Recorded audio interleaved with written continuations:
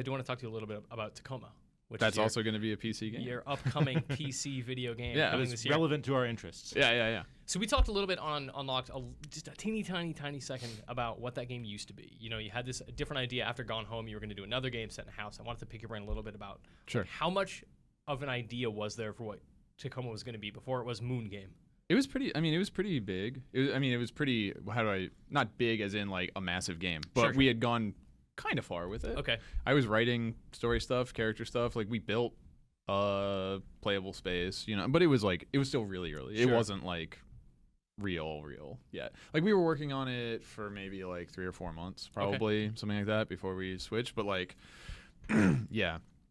Tacoma is called Tacoma because originally it was going to be set in Tacoma, Washington, and it was about this woman who is a singer. She's like a kind of like a folk singer, kind of, and like It's very Pacific Northwest. yeah. And so like what her life was like and et cetera. And her name was Evie St. James, and it was going to be a little bit of like a metafictional thing where the game is called Tacoma because it takes place in Tacoma, but also there's this like lost music album by this musician that never had a title, but fans found it and they called it Tacoma because it was recorded in Tacoma. So it's like there was this whole thing where it was like the name of the game and the album in the fiction, blah blah blah.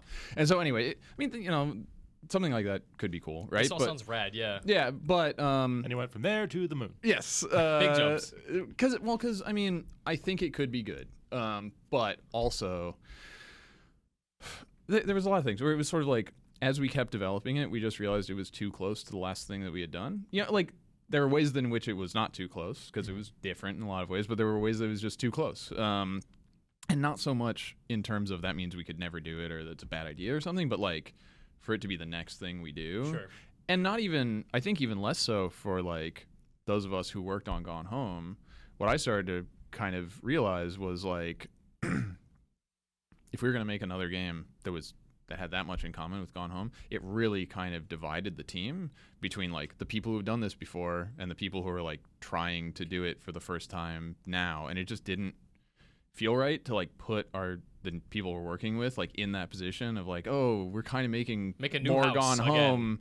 You guys did that already. So, you know, so I was like, you know, we really just need to like push ourselves to do something that like none of us have done before and give the whole team a bunch of new challenges. It's a very drastic turn of events. Yeah. I mean, you know, what is a space station really except If not a space house? Yeah.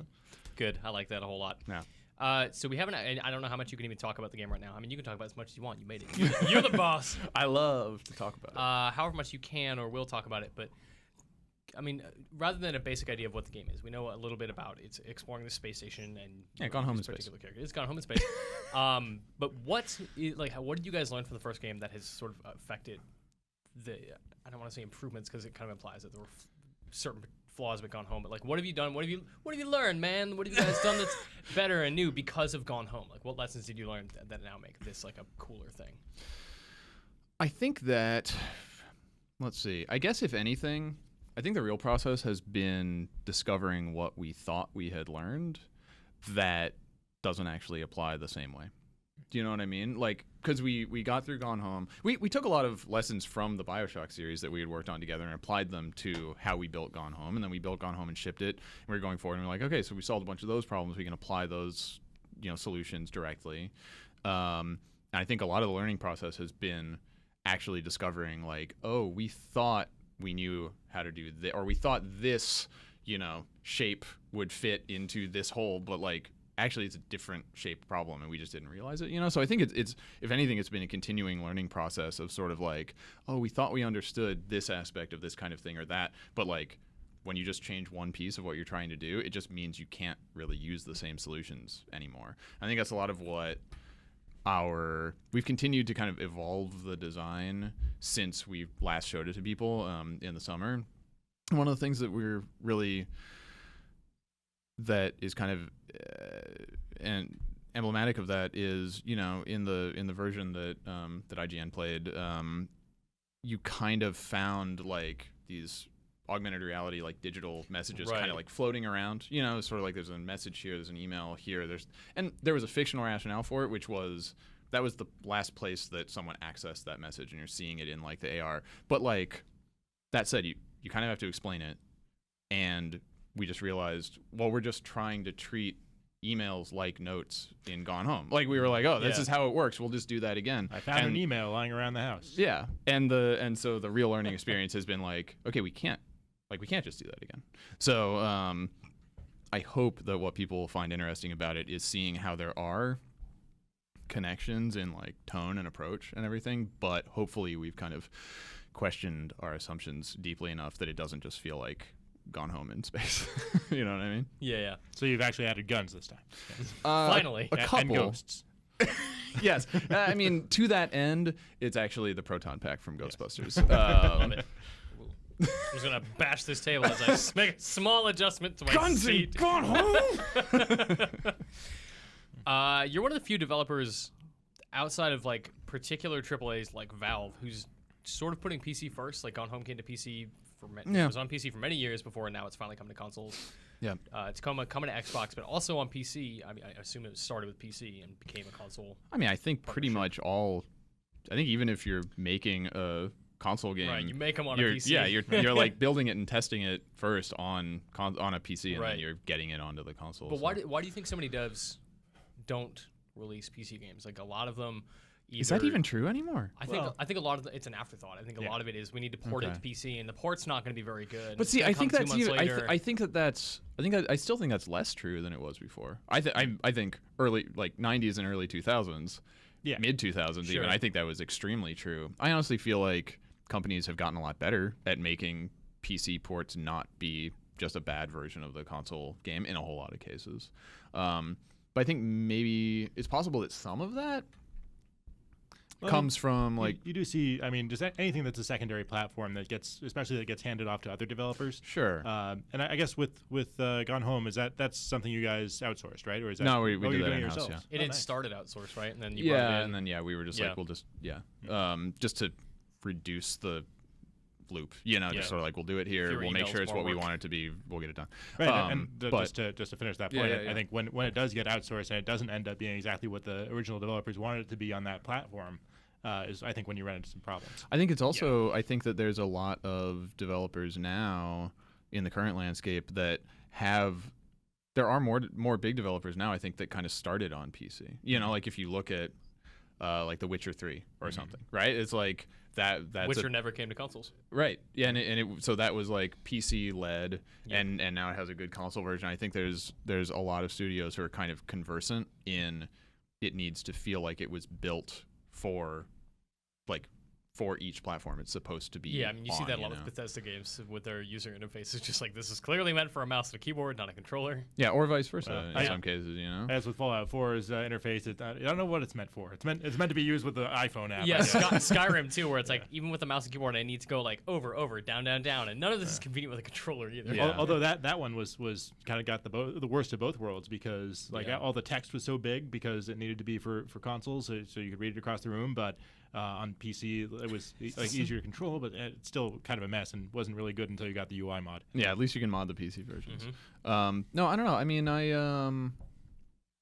I feel like I've been lucky not to play a lot of what I felt like are like bad PC ports lately. Skipped Batman, huh? Yeah. I mean, to be fair, yeah. And like, I think possibly also there's some games like I just have an Xbox controller hooked up to my PC, and I can just kind of grab it or play mouse keyboard depending on what feels right. So like, I played through like Life is Strange with a gamepad, so I don't really know if it felt like it wasn't a good PC port because I didn't really use like the PC native controls. So I think sometimes it's just sort of like the lines are blurring. It's kind of easier for you to have the experience that's better regardless of which platform it's on. I don't know.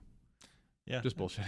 Yeah, that's fine. That's what we're here for. Yeah, we're not here for any absolutes or any. We're not here for information. Come on.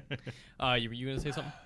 No. I mean, just like that is one thing that a lot of people overlook when they're playing games on PC for review. Like some people just prefer to play with a gamepad and never really put the PC specific like mouse and keyboard controls through the paces. Yeah. Things like are all the keys remappable? It's easy to overlook. Yeah.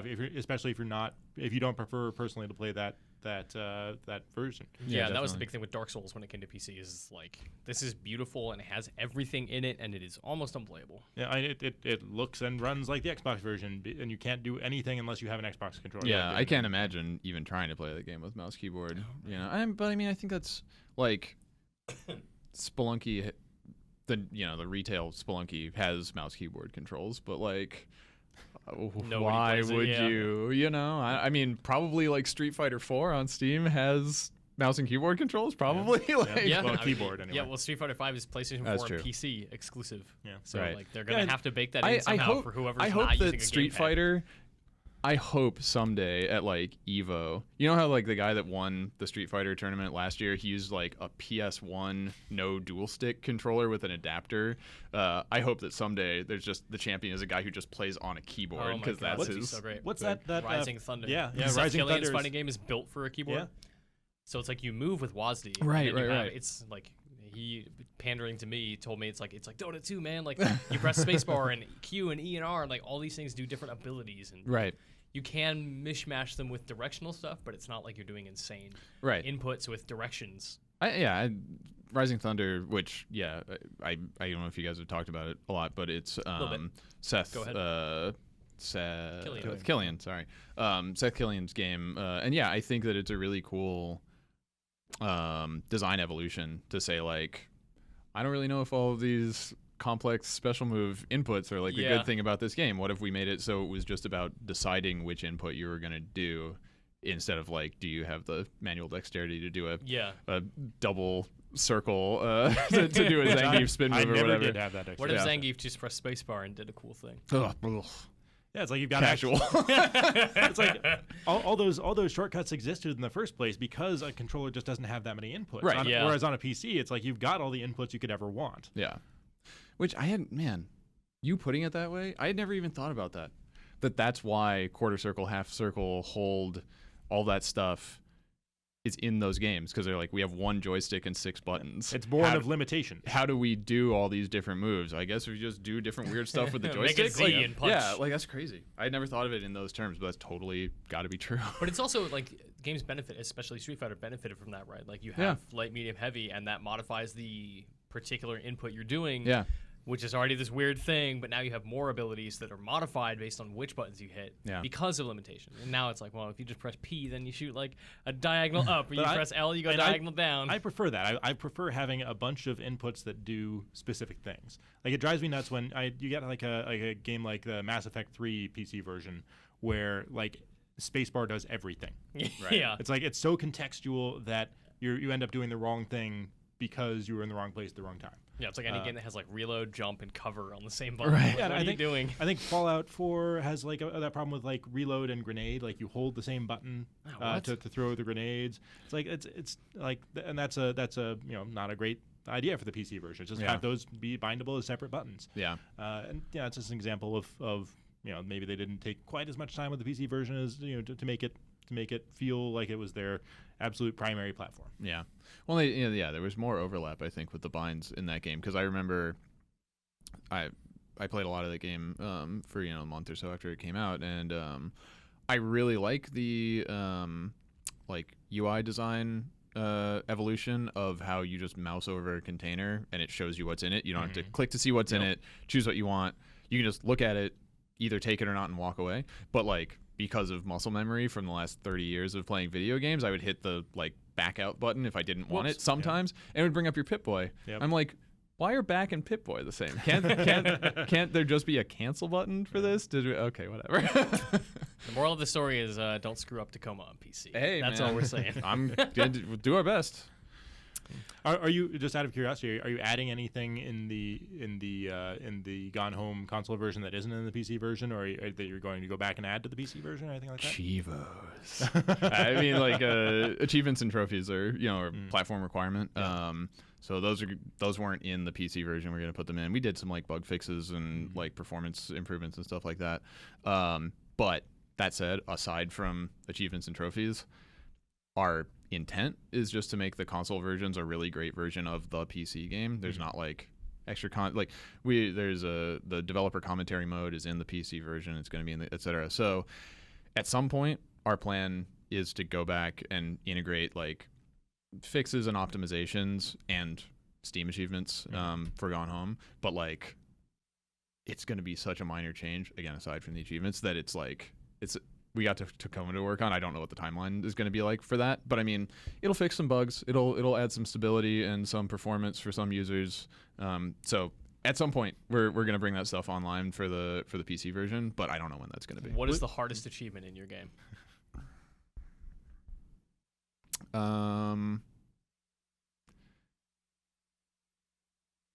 Hold on, I'm thinking. Sorry. We could vamp, but I'm just gonna make it real weird and just wait. No, we're doing this thing. So we put in speedrun achievements. Really? That's awesome. Go straight for the key. Yeah. Well, there's 2 speedrun achievements. One, there's an any % speedrun achievement and an all journals speedrun achievement. Well played. So probably the hardest achievement is the 100% journals speedrun. Probably. Alternately, no. Without a guide, well, that one's the hardest, like having to do thing, like version. Probably the hardest one to do without just a guide is there's an achievement for listening to all of the commentary nodes, and there's 68 of them. Dang. And some of them are like inside closets and secret compartments and stuff. So it's really easy to miss one, and then you're just like, oh, fuck me. So with the way that Steam pushes achievement or updates rather. Are you ever tempted to, especially with a game like Gone Home, to just go back and just change something subtle and see if anyone notices? I mean, that would be fun. Yeah. I'm not tempted to have to make a Steam patch, though. Yeah. Like, because, I mean, some games are set up to have, like, live content updates that don't even go through, like, the patching process or whatever. That is not us. A little arduous for you, huh? Yeah, but, I mean, it would be fun to troll players to just, like, just go in, make a patch so that, like, 1% of players just see a ghost in a room. But only for like a couple frames. So they think and only on Halloween. Yeah. And nobody will believe them. That's the amazing thing is like I was, as far as just like what like streaming culture and like Let's Play culture has how it's affected. What it has wrought. How it's affected like Easter eggs and stuff like that. I remember when I think it was one of the Battlefield games came out recently. It might have been Battlefield Hardline. I'm not sure, but their animator put in special like ridiculous reload animations. Oh yeah, it was like 1 in every 10,000 is this I think it was more. I think it was like 1 in every million reloads or something. And like the first day the game was out, they just had like YouTube supercuts of all of the ridiculous reload animations. I'm like, yeah, man, like you get a few 100,000 people playing that thing. How many of them are going to be streaming? How many of them you're going to reload like 20 times a match? Well, you can also like between like Fraps, PlayStation Share, and Xbox Record that everyone can do anything they want. Shadow play. Shadow play. God, I keep forgetting about Shadow play. Yeah, no, yeah, definitely when you have the systems where you can see something and be like, go back and get that. Yeah. Then like it's so anyway, somebody would catch that day one. But that's the fun thing. Like, are they gonna record it? Are they gonna be talking about it? Yeah, let's find out.